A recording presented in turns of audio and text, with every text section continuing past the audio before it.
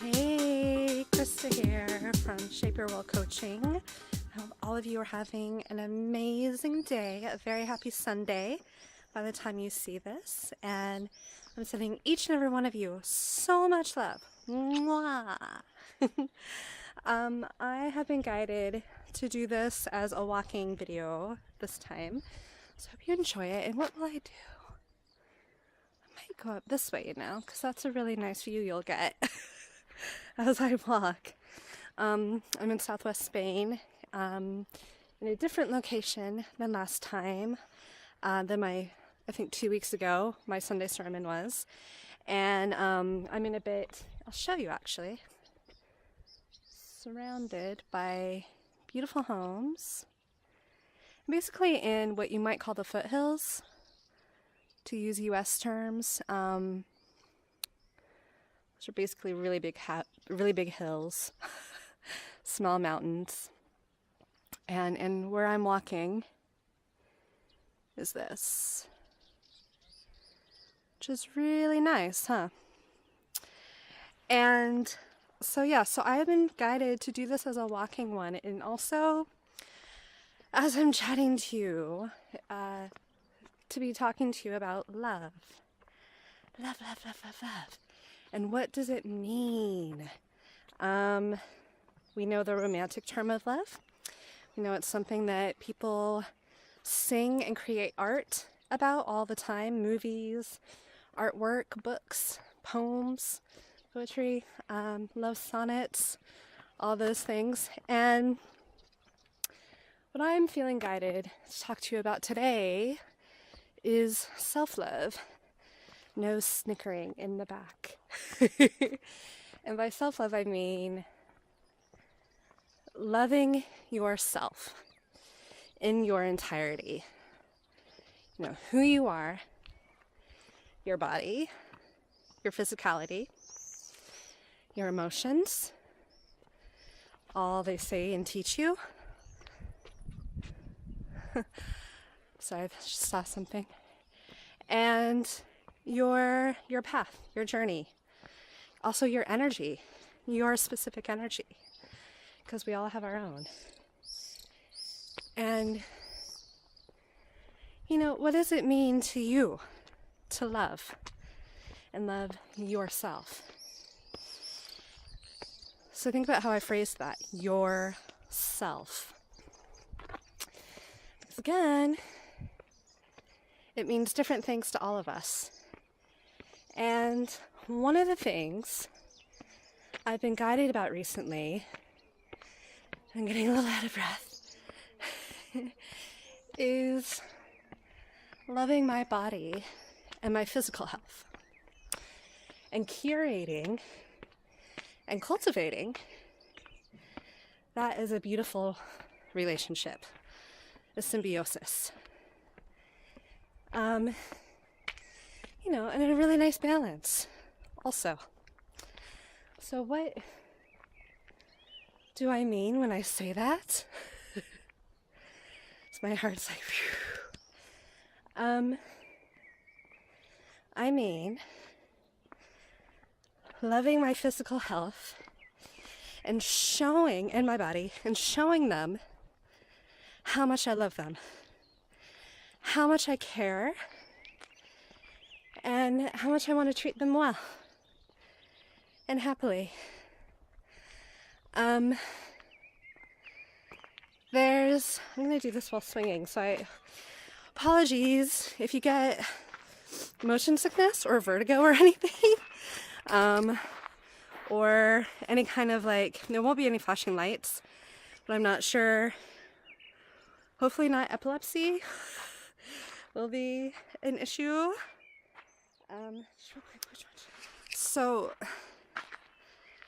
So if you get motion sickness or anything, I'm on a swing right now. So bear with me. I'll go slow. I'll try not to go fast. So this This is an interesting one for me because I'll just back up. We all have our journeys. If you're anything like me, your journey will be multi-layered, multifaceted, have lots of different layers and aspects. One of my layers and aspects that I have healed through and really been willing to look at in my own life, beginning when, I guess seriously, when I was about 19, maybe 18 actually, 18 and a half, possibly. But anyway, physical health for me is something that has its roots and core as something to be healed from and through, something to be transformed and transmuted, you might say. It has its roots for me in something that happened when I was 3. And it was an event where a family member was looking out for me, putting me to bed. I was only 3. They were tired. They had had a long day. I was 3. I didn't want to go to bed. I had no problem saying so. I made that known, perfectly clear. And probably what I did is I probably kept running away from the bed, something like that. And I realized what had happened many, many years after, many years, more than 20 years after, because I started having what was later explained to me, and I realized were PTSD symptoms relating to this original event. Now, the family member had no idea that that is what would happen. But suffice to say, this is back in the days when people would spank, and this person just lost it. They just lost it. And it was never spoken about in my family. And I think, as a lot of people probably do, understandably, they probably thought, she's only 3, she probably won't even remember this. It'll be fine.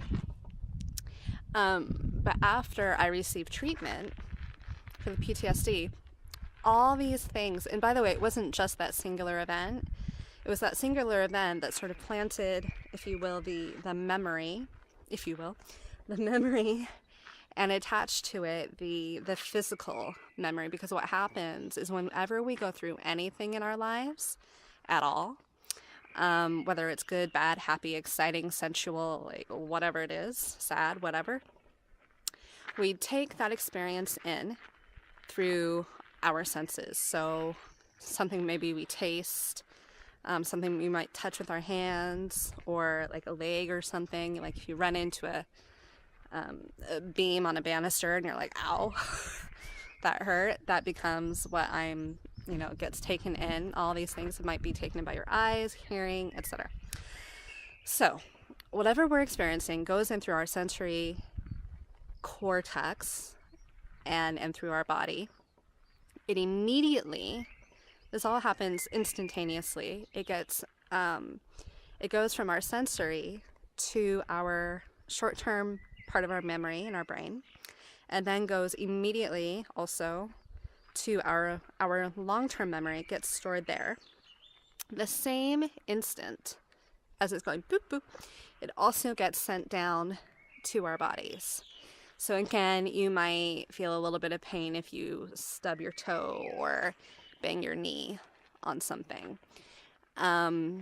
You might experience your heart rate going faster, or more shallow breathing if you're scared during a spooky movie. You might experience your heart rate going up, along with happiness and contentment if you're lying on the beach, because your skin is getting warmed. So you might feel warmer. Let's say you have an amazing meal, a gorgeous meal, and you're surrounded with people you love, and it's an amazing, incredible environment. And, you have wine and good conversation, good music, all that stuff. that gets taken in by several sensory points, and the way you may feel could be with the emotions of happiness, contentment. You're taking things in from your through your taste buds into your mouth. That's getting stored.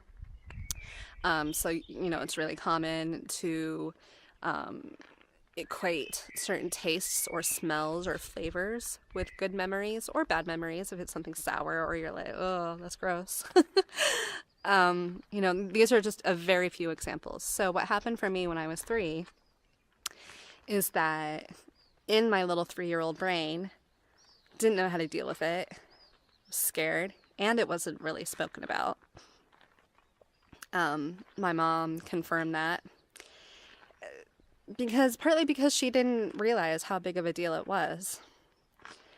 And also because I wouldn't talk about it, because I was literally deathly afraid. That's part of why talking to your children is so important. And, something that maybe would not have been as big of a deal for me, possibly. I mean, who's to say? Maybe it would have been. But there's always the possibility that maybe if we had spoken about it, that if I'd had the chance to express my anger, to know it was safe to get angry about what happened, if I'd known it was safe to be sad about it, to cry, all those things, if I'd known as a 3-year-old, maybe it wouldn't have been as big of a deal. And it wouldn't have then led to what happened in my life, to unconsciously, because this is another thing that happens, we unconsciously and subconsciously, and again, we do this whether it's a positive thing, a not so great thing, whatever it is, we unconsciously and subconsciously seek to recreate the feeling we had in that original instance. That can take a little bit to wrap your head around, but literally that is how it works. That's how we're wired. We are energetic, spiritual, amazing beings. We are having a 3D physical bodily experience on this planet. And yeah, we can learn to connect with the 5D and to expand our awareness and, ascend, so on. We are also having a bodily experience on this planet, and there's a reason for that. We chose that. Our souls chose to be here. Because it can be important to learn how to get to grips with and deal with our surroundings. And what does that mean? And how do we deal with our life experiences? Do they stop us? Or do we heal through them? And then do they help to form something that can actually help to bring a springboard for us to do even greater things? It really does come down to this thing that I first heard when I was doing my coaching training. And I heard it in a different form today, and it's so true. Or I read it in a different form today. Oh, there's the moon. I don't know if you can see if I can show you real quick. I think, I had it. Okay, you would have seen a glimpse of that. Anyway, but what I heard and saw in a different form today is that and I'll repeat what I learned and heard, is that it's not the specific details of an event or experience that take place that matters. That's not what matters. What matters and what matter to us is the meaning we make of these things. So meaning, I as a 3-year-old going through that, what I took away from it in my 3-year-old brain and life coping mechanism capacity at that point, as you can imagine, I was not 39 as I am now. I was 3. I did the best I could to take from that event whatever made sense to me or whatever sense I could make of it, so that then I can know what to do next time I was presented with a situation like that, so it wouldn't happen again. so no one else would lose it with me or with my body. Because literally, and I'll just share this, literally what happened when I had the PTSD treatment, they take you back. The way the treatment works, you have to go back to that, and there's a process and a technique for doing it. I won't explain it now, but if you're interested, let me know. I'm really happy to pass on links to anyone who would like to know more. But anyway, so they take you back step by step, and I felt it as I was doing it. And the doctor who I worked with, she later, like, in that same session, she said to me that she had never seen, and she had been a therapist and doctor for over 20 years. And at that point, and she said she had never seen anyone with that abject terror on their face. So it affected me really deeply. And what I felt, and I was able with my grown-up brain at the same time, because basically you're regressed to the original event. So I was regressed to the part of my brain that had stored the 3-year-old memory, and I connected with that 3-year-old self. And what I felt in the session was literally I thought I was going to die.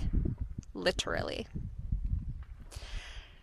Now, again, if, my mom had realized what had actually happened, and or if I had felt safe enough to talk about it, maybe it wouldn't have affected me quite the same way, and we could have spoken these things through. But because we didn't, because my mom didn't know, it got stored as a potentially life-threatening situation whenever I was going to go to bed.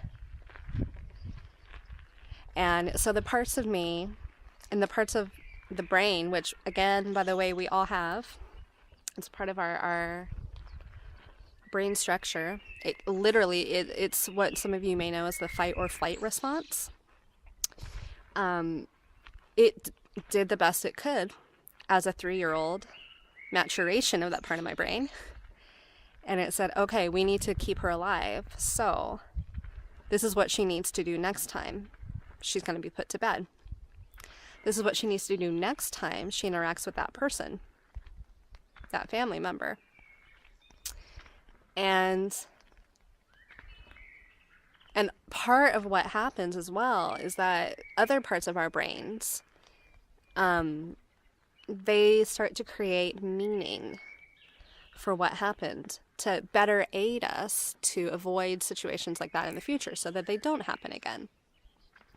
So the part of my brain that was trying to figure out how this even happened, and maybe what lesson I could take away from it, it decided that what happened must have been my fault.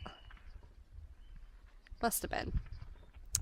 And so there was a part of my brain that was sending all of these signals, and all this stuff happens really quickly. It probably happened like 5 minutes after the event. There's probably, chances are that's how it happened, because this stuff really does go fast. And again, where talking is so important. And I love my mom. I love her. She did the best she knew how in that situation as well. So anyway, and I love the family member also. I've spoken about this with them, and they feel horrible about it too, still to this day. So anyway,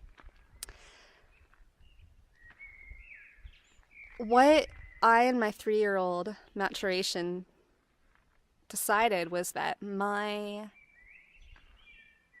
worth and my place within the familial unit and my survival was dependent on my ability to be a good girl. Literally. So I needed to be a good girl in every way possible. And it got connected to what I felt and decided was love. Because if someone loves you, which is what I grew up learning, is if someone loves you, they will take care of you. If someone loves you, they'll keep you safe. If someone loves you, they won't hurt you in any way. And if they do hurt you, then that's not okay. So I had all of these messages. So what was happening, though, on the deeper levels was that my unconscious, my subconscious was remembering and making all these connections at a really deep level, in all aspects of my being. Of, okay, so if someone loves me, that means they'll take care of me and it won't hurt me. So if someone does hurt me, that must mean they don't love me. And that thing happened where I was hurt going to bed. That person hurt me. So I must have, and this is what was going through all these deeper layers, obviously not on a conscious level. But the next process was, so I must have done something to make them not love me. Do you see how all that can happen? And it's not just if we're 3, it's if we're 12, 15, 18, 28, 65, 83. That's, and that's basically how all of this stuff works. Now, obviously, it's getting dark. Your brain processes and the thoughts you have will, of course, get more complex the older you get, and you'll start to understand things from a more mature point of view. Obviously, of course. But the process of taking in experiences through all of your stimuli, your senses, and then going from your short-term memory to your long-term memory, and at the same time being sent down through into your body, and that gets stored as what's called physiological memory, or muscle memory, you might have heard it called. That is just a part of how all of this stuff works. Whatever our age, whatever our background, whatever our ethnicity, whether we're rich, poor, man, woman, whatever, religious belief, whatever. That's how it all works. And so when it gets tied into love, for me, because after that event when I was 3, I started developing food issues, because a part of my deeper self, and I'm going to get quieter because people are having their dinner, a part of my younger, deeper self didn't feel loved, right? Remember? So, and I also felt out of control. There was a situation that I couldn't control. And this happens a lot, whether we're talking about something really mundane, like you don't get to choose what playtime activity you're going to do, all the way up to something like what I mentioned, or even more severe things. So that part of me wanted to control things, because that way it could keep me safe, the fight or flight response once again. And so food became an issue.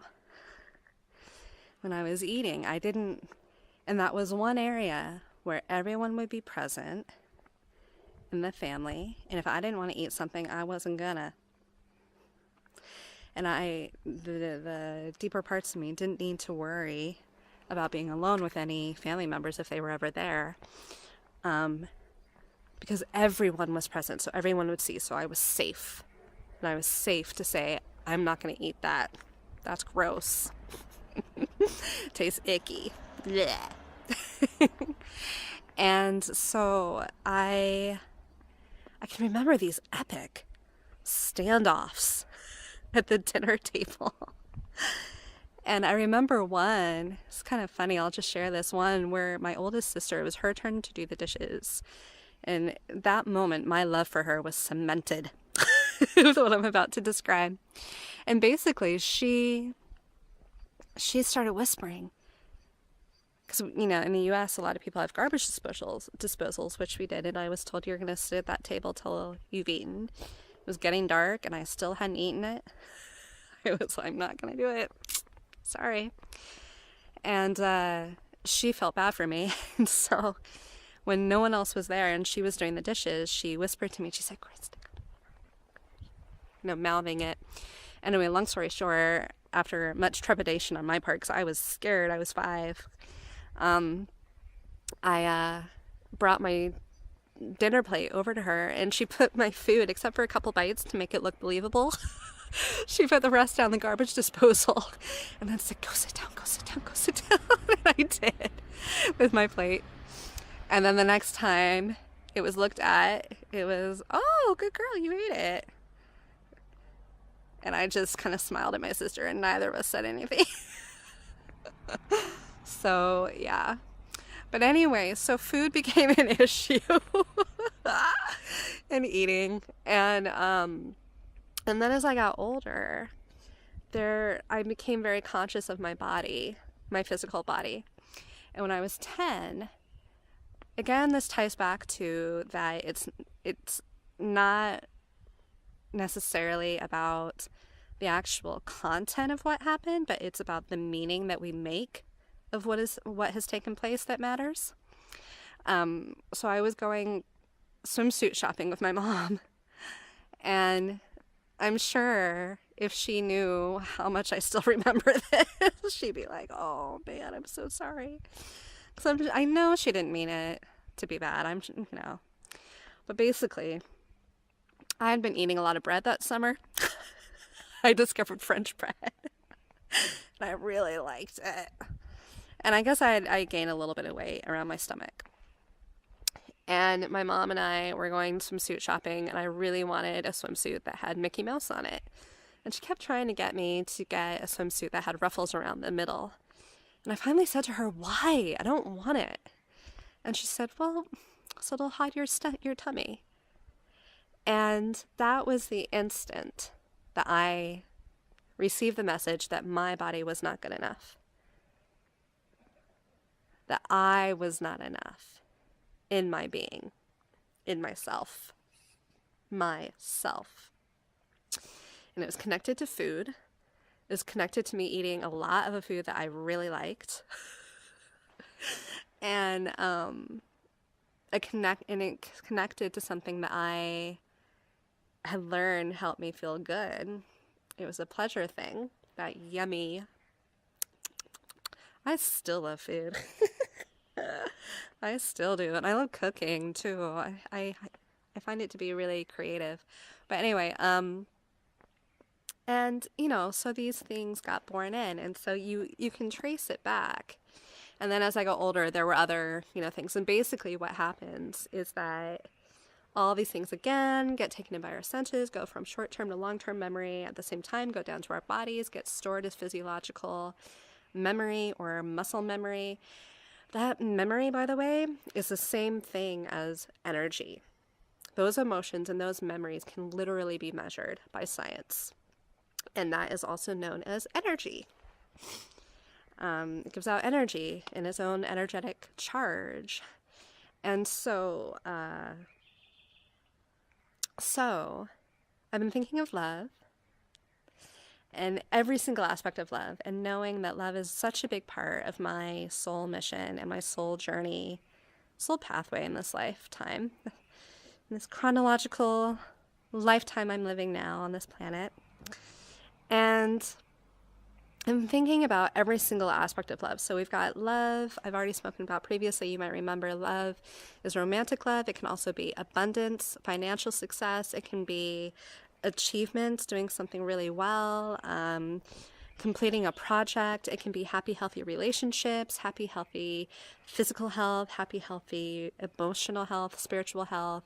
It could be a kind compliment from a stranger. It can be you being nice to a stranger, helping someone out who really needs it. It can be feeling good about yourself and your body. It can be feeling good about your achievements. All these things are aspects of love. Abundance, another aspect of love. So I've been thinking about love in so many different aspects, and realizing today, and I've realized this a little bit recently actually, but that there is a real opportunity here, and it's a beautiful one, to really connect with and show my self-love, just as I encourage each of you to show your self-love in whatever ways that we can, whatever aspects and situations are available to us. And it's such a gift when we can do that. And so for me, being an entrepreneur, and I work from home wherever I am, currently have some pet sitting around the world, my amazing adventure that, by the way, has been going on since May of last year, 2016, and I envisage it's going to be going on for at least another year, probably a year and a few months is my feeling at the moment. Anyway, and so, working from home and that kind of thing, I've always been really connected to nature and the outdoors. I love it. I love being outside. So things that I can do to bring in all those aspects that I love and that make me feel good and are ways for me to show myself love are, just some of the things I've been thinking about. And showing love to our physical bodies, our physical form, our amazing bodies, that they have been through the wars with us. They really, really have. They really, really have. Our bodies love us so much, and they crave our love in return. They're doing the best they know how with what they are given.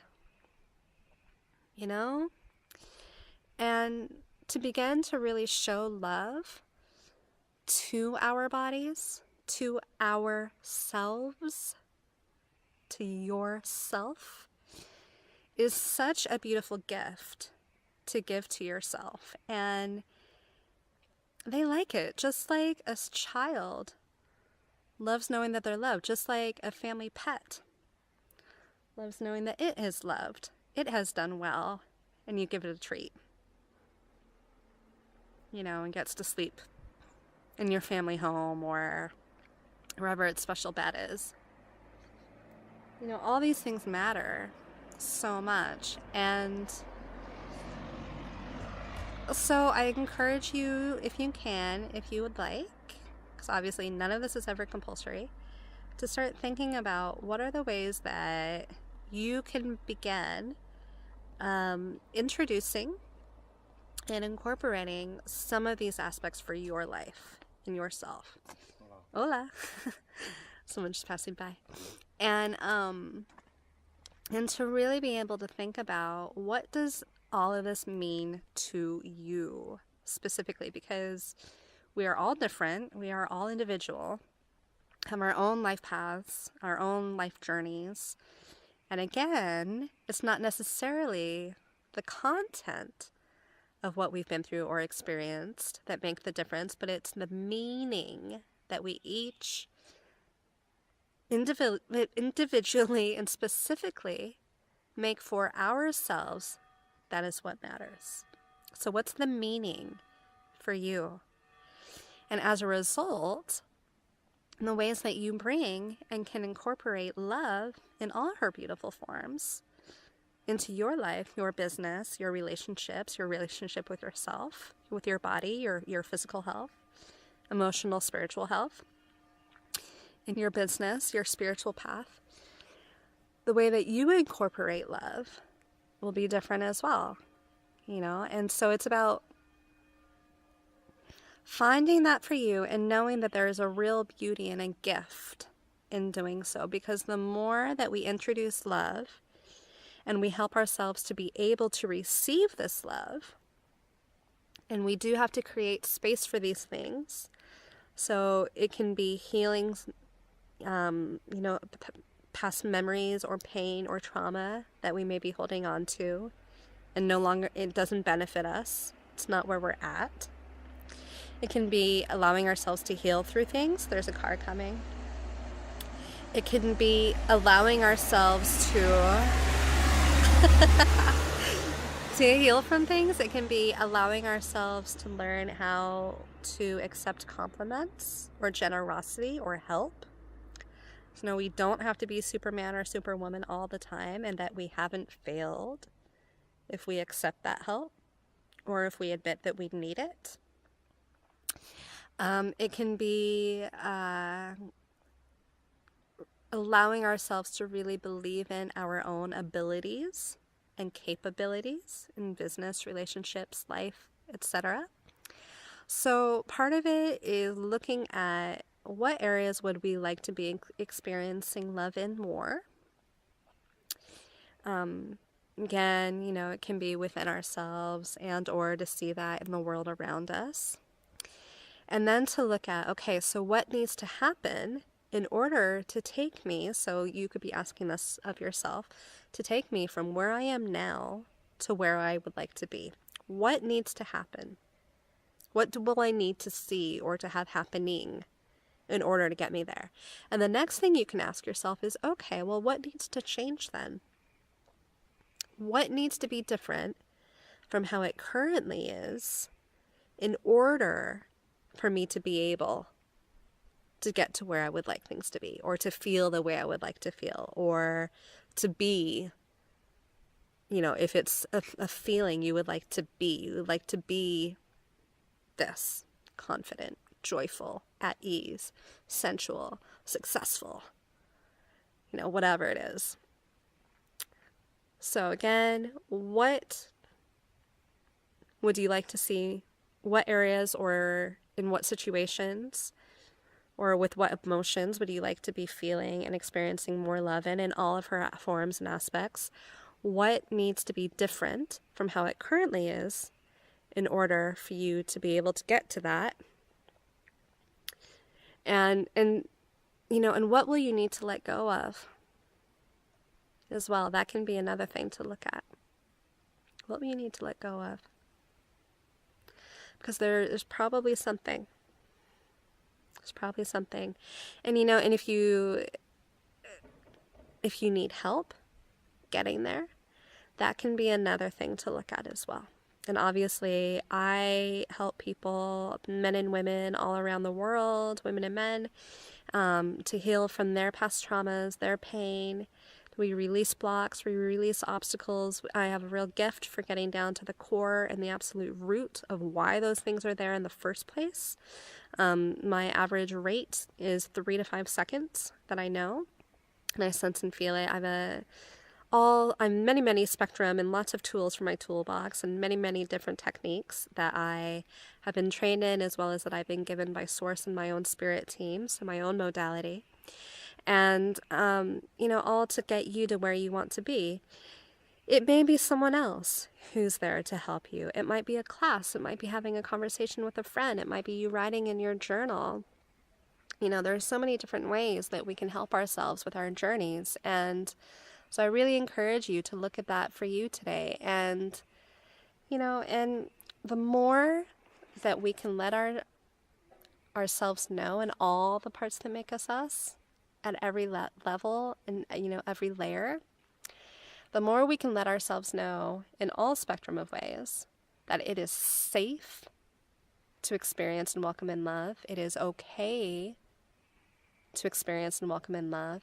And it is also okay, and we will not be betraying anyone. We don't need to fear what might change if we do let in love. Because of a few things. One, we will never, and it's true, we will never be given anything that we're not ready for. That's just part of how this universe works. Two, the more we can create that change within, the more we will see that change being reflected in the world around us. That's part of law of attraction, quantum physics, and so on, like attracts like, and all of that. So that's another bit. A third thing to think about is that if any point, as you go through any process, any change, if at any point, any part of you starts to feel like, you know what, we would like something to be back how it was, you can always recreate that which you have once lost, or what has once been changed. for is changing. If at any point you would like it again, you can always receive and get things back. The difference, as you go through these beautiful processes and allow yourself to heal and transmute and transform, is that you will get these things back, but they will be in better and greater ways and in better aspects for you and your life now, and the person and spiritual being and energetic being that you are now, as opposed to who you once were. So I hope that all of this is a help for you. I hope it's provided some inspiration, and I'm thinking of each and every one of you so much. I'm sending you all so much love. And if you're going to be with us for this Sunday's group meditation, Sending Love to Heal Our World, thank you so much. Let me know if you'd like the details for that. I do lead those every month. It's something I was guided to do by my spirit team and Source at the beginning of this year in January, and the feedback has been incredible. I'm so grateful and appreciative of you all. Thank you, thank you, thank you. And a quick note that in the future, I will start to do these live, so in-person meditations, as well as streaming them online for those of us who can't join wherever I am. And at that point, we will start welcoming in I will start welcoming in donations and entry with donations.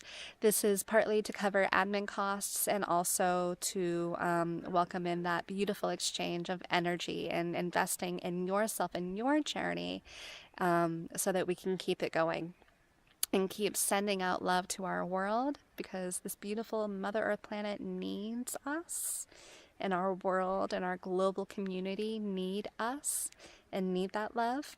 And at the same time is sending out love, again, like, it's universal. We are individual and beautiful beings. We are also part of the collective whole. So when we send out love, we also receive that love at the same time.